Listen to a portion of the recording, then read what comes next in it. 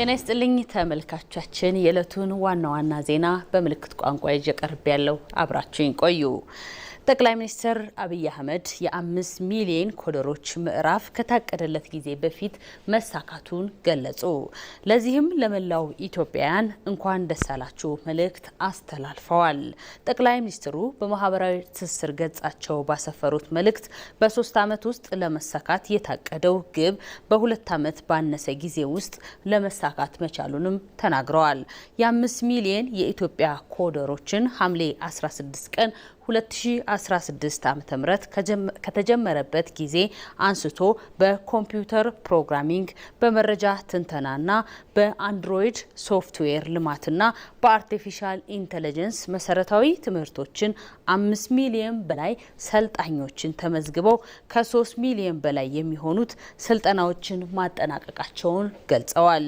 ይህ ስኬት የህዝባችንን ቁርጠኛነትና ወሰን የሌለው አቅም ማረጋገጫ ነው ብለዋል። ጠቅላይ ሚኒስትሩ በዲጂታል ዓለም በኩል ለማዘጋጀት የጀመረውን ታሪካዊ ምዕራፍ ጉዟችን ማብቂያ ሳይሆን በብሔራዊ ራዕያችን ይበልጥ የምናፋጥንበት መነሻ እንደሆነም ጠቁመዋል።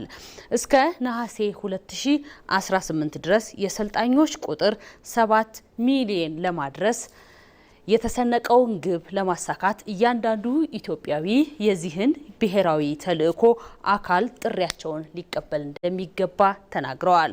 ለወጣት ተማሪዎች ለመጪው የክረምት ወቅት ትልቅ እድል ነው ያሉት ጠቅላይ ሚኒስትሩ ጊዜያቸውን በዋዛ ላለማሳለፍ ተቆጥበው በመመዝገብና በመማር ወደ ትምህርት ገበታቸው ሲመለሱ ተማሪዎች ብቻ ሳይሆኑ በዓለም አቀፍ ደረጃ እውቅና ያላቸው የዲጂታል መሪዎች እንዲሆኑም አሳስበዋል። ስልጠናው ሙሉ በሙሉ በነፃ የሚሰጥ ሲሆን የምስክር ወረቀትም በዓለም አቀፍ ደረጃ እውቅና ያለው ነው ብለዋል። የምትገነቡት ነገ የሚጀምረው ዛሬ ነው። ጠቅላይ ሚኒስትር አብይ አህመድ መልእክታቸውን አስተላልፈዋል።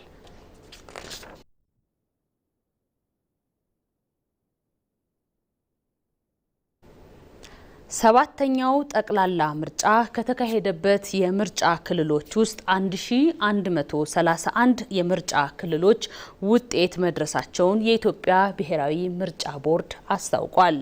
የምርጫ ክልሎቹ ወደ ማዕከል የሚመጡ ውጤታቸውን ከማረጋገጥ ስራዎች መሰረታዊው የብሔራዊ ምርጫ ቦርድ ሰብሳቢ ሜላትወርቅ ኃይሉ መግለጫ ሰጥተዋል። በሌላ በኩል ቦርዱ እያጠናቀቁ የመጡት የ32 የምርጫ ክልሎች ውጤት ይፋም አድርጓል።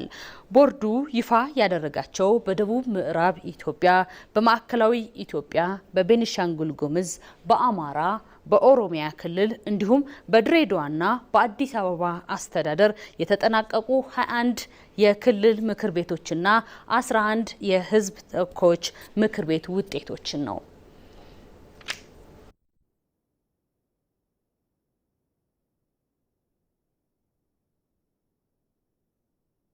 በመጨረሻም መንግስት ያቀረበው የ2019 ረቂቅ በጀት የተያዘውን የማክሮ ኢኮኖሚና አጠቃላይ የልማት እቅዶችን ታሳቢ ያደረገ መሆኑን የገንዘብ ሚኒስትሩ አህመድ ሺዴ ገልጸዋል።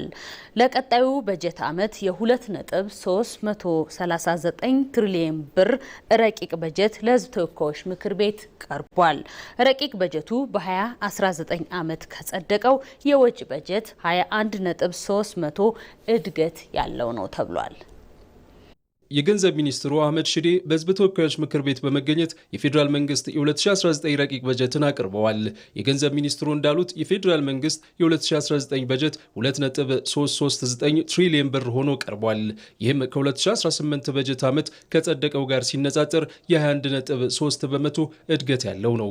አጠቃላይ የፌዴራል መንግስት የ2019 ጠቅላላ ወጪ በጀት ብር 2.339 ትሪሊየን ሲሆን ይህም በ2018 በጀት ዓመት ከጸደቀው የወጪ በጀት አንጻር የብር 411.5 ቢሊዮን ጭማሪ ወይም የ21.3 በመቶ እድገት አለው።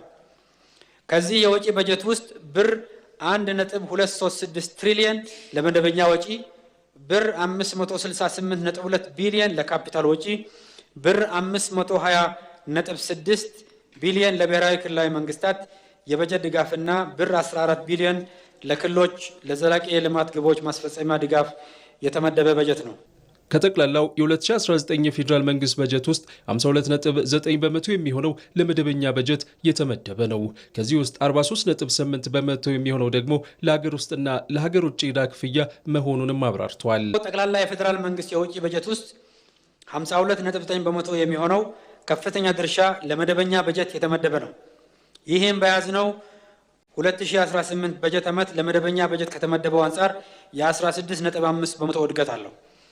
ከዚህ ጠቅላላ የመደበኛ ወጪ ውስጥ ብር 542 ቢሊዮን ወይም 43.8 በመቶ የሚሆነው ከፍተኛውን ድርሻ የተደለደለው ለሀገር ውስጥና ለውጭ ሀገር ዕዳ ክፍያ ሲሆን ብር 236.4 ቢሊዮን ወይም 19.1 በመቶ የሚሆነው ደግሞ ለማዳበሪያና ለነዳጅ ድጎማ እንዲሁም የኢትዮጵያ ነዳጅ ድርጅትን ካፒታል ለማሳደግ የተመደበ በጀት ነው። ለመንግስት ባለበጀት መስሪያ ቤቶች ለደሞዝ ለአበልና ለልዩ ልዩ ክፍያዎች የተመደበው ጠቅላላ በጀት ብር 170.8 ቢሊዮን ወይም 13.8 በመቶ ሲሆን ይህም በ2018 በጀት ዓመት ከተያዘው ተመሳሳይ ወጪ አንጻር የ22.6% ጭማሪ አለው። በሌላ በኩል ለ2019 በጀት ዓመት ለፌዴራል መንግስት ለካፒታል በጀት የተደለደለው ብር 568.3 ቢሊዮን ሲሆን ከጠቅላላ የወጪ በጀቱ የ24.3 በመቶ ድርሻ ሲኖረው ለ2018 በጀት ዓመት ከተመደበው አንጻር የብር 153 ቢሊዮን ጭማሪ ወይም የ36.8 በመቶ እድገት አለው። በ2019 በጀት ዓመት ከሀገር ውስጥ እንዲሁም ከውጭ 1.8 ትሪሊዮን ብር ገቢ ለመሰብሰብ በእቅድ ተይዟል። መንግስት የበጀት ጉድለቱን ከውጭና ከሀገር ውስጥ ከሚገኝ የተጣራ ብድር በመውሰድ ለመሸፈን ማቀዱንም የበጀት እቅዱ ያሳያል። በ2019 በጀት ዓመት የፌዴራል መንግስት ከሀገር ውስጥ ገቢ ምንጮች እንዲሁም ከውጭ እርዳታ በድምሩ ብር 1.8 ትሪሊዮን ገቢ እንደሚሰበሰብ በእቅድ ተይዟል።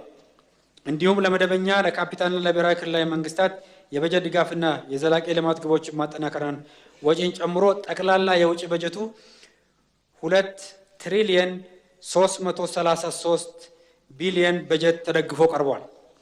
በዚህም መሰረት የቀጣዩ የ2019 በጀት ዓመት የፌዴራል መንግስት የተጣራ የበጀት ጉድለት ብር 308.6 ቢሊዮን ሲሆን ይህንንም የበጀት ጉድለት ብር 5.7 ቢሊዮን ከውጭና ብር 302.9 ቢሊዮን ከሀገር ውስጥ የተጣራ ብድር በመውሰድ እንዲሸፈን የታቀደ ነው። ይህ የተጣራ የበጀት ጉድለት ከአጠቃላይ የሀገር ውስጥ ምርት ያለው ድርሻ ደግሞ 1.4 በመቶ ነው። ለ2019 በጀት ዓመት የተቀመጠው ይህ አጠቃላይ የተጣራ የበጀት ጉድለትም መንግስት በተሟላ የማክሮ ኢኮኖሚ ማሻሻያው የተረጋጋ ኢኮኖሚ ለማስፈን ካስቀመጠው ግብ ጋር የተጣጣመ ነው። የሀገር ውስጥ ብድር አወሳሰዱም የመንግስት ግምጃ ቤት ሰነዶችን በመሸጥ ከገበያው ለማግኘት የታቀደ ሲሆን የውጭ ብድሩ ከልማት አጋሮች በበጀት ድጋፍ መልክ እና ለፕሮጀክቶች ማስፈጸሚያ በሚወሰድ ብድር ለመሸፈን የታቀደ ነው። ከሀገር ውስጥ የሚወሰደው ብር 302.9 ቢሊዮን የተጣራ ብድር ከአጠቃላይ የሀገር ውስጥ ምርት ያለው ጥምርታ ወይም ድርሻ 1.3 በመቶ ብቻ ነው። ረቂቅ በጀቱ መንግስት የያዛቸውን የማክሮ ኢኮኖሚና አጠቃላይ የልማት እቅዶችን ታሳቢ አድርጎ ያዘጋጃቸው ናቸው። የገንዘብ ሚኒስትሩ የኢትዮጵያ ኢኮኖሚ በ2019 በጀት ዓመት አጠቃላይ ሀገራዊ እድገቱ ባለ 2 አሃዝ ሆኖ እንደሚመዘገብም አብራርተዋል። በ2019 የፌዴራል መንግስት ረቂቅ በጀትም መንግስት የያዛቸውን የማክሮ ኢኮኖሚ እቅዶች እንዲሁም አጠቃላይ የልማት እቅዱን ታሳቢ በማድረግ የተዘጋጀ ነው። የኢትዮጵያ ኢኮኖሚ በ2019 በጀት ዓመት የ10.1 በመቶ እድገት እንደሚያሳይ ግምት የተወሰደ ሲሆን የኢኮኖሚ እድገት ትንበያ በክፍላታ ኢኮኖሚ ሲታይ ግብርና የ7.6 በመቶ፣ ኢንዱስትሪ የ12.6 በመቶ እንዲሁም አገልግሎት የ9.9 በመቶ እድገት እንደሚኖራቸው ይጠበቃል። የመካከለኛው ምስራቅ ግጭት በእድገቱ ላይ ተጽዕኖ እንደሚኖረው የተደረጉ የዳሰሳ ጥናቶች ያመላከቱ ሲሆን የ2019 በጀትም ይህንኑ ታሳቢ በማድረግ ጦርነቱ በኢኮኖሚ እድገት ላይ የሚያሳድረውን ተጽዕኖ በተቻለ መጠን ለማርገብ በሚያስችል መልኩ የተዘጋጀ ነው።